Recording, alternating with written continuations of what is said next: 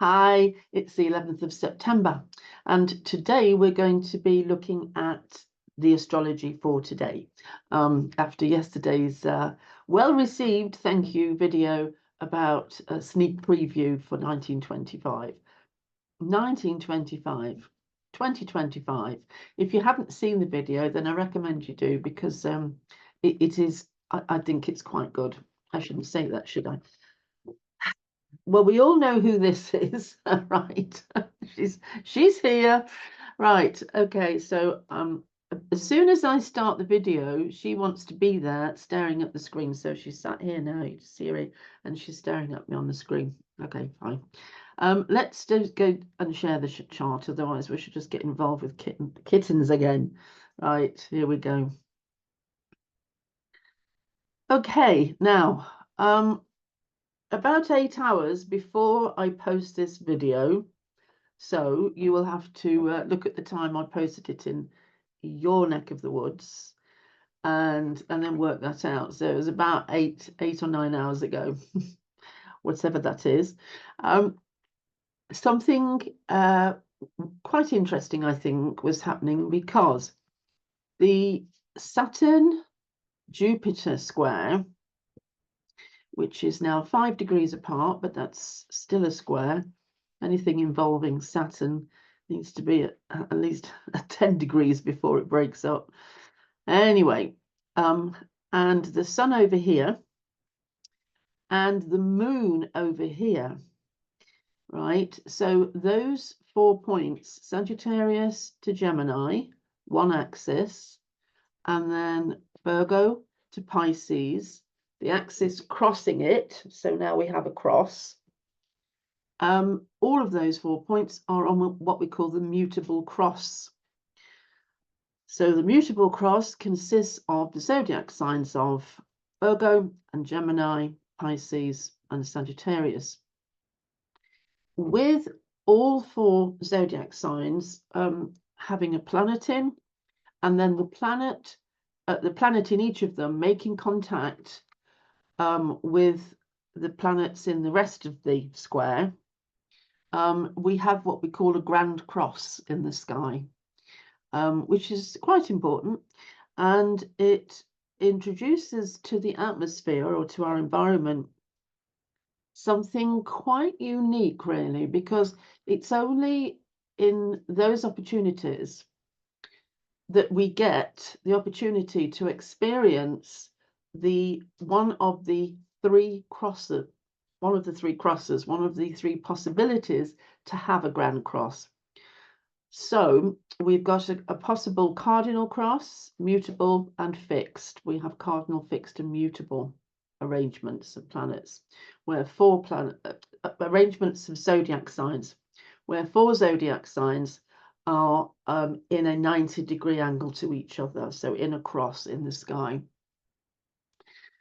Okay, so what that does is it introduces the very essence of mutability into the atmosphere. Now, it's an interesting one, because I wonder if this could be felt. Now, I'm just going to stop sharing while I look at that. Right. The thing about mutability is it has quite a softening effect, because the very essence of mutable is that it is going to adjust. It's going to pacify in some way. It's going to make an agreeable atmosphere. Mutable energy wants to get around something rather than confront it head on.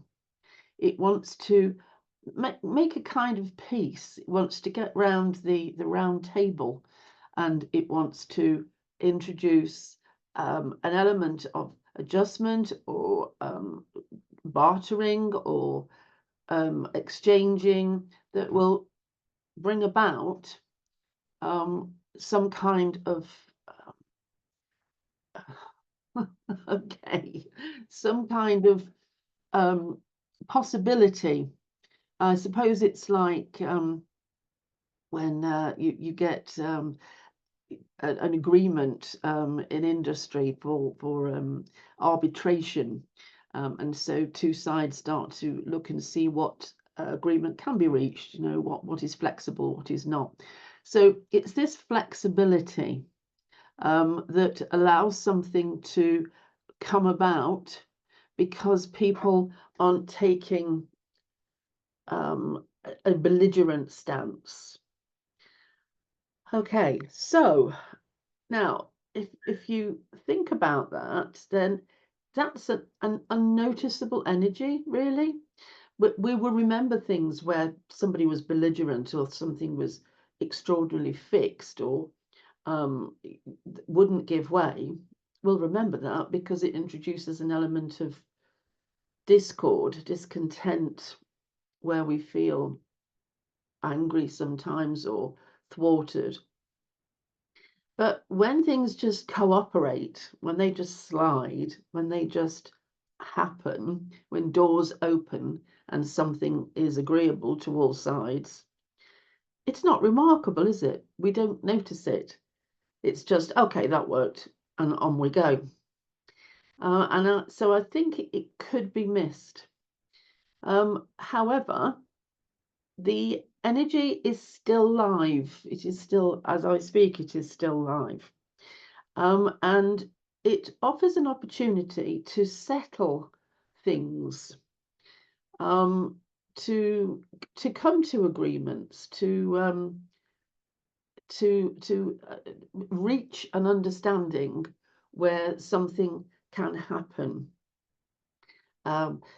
So let's, look around and see if you can think of anything where that happened this morning. But if not, think of a situation where you think, you know, if that just moved to that, it's a bit like a game of chess.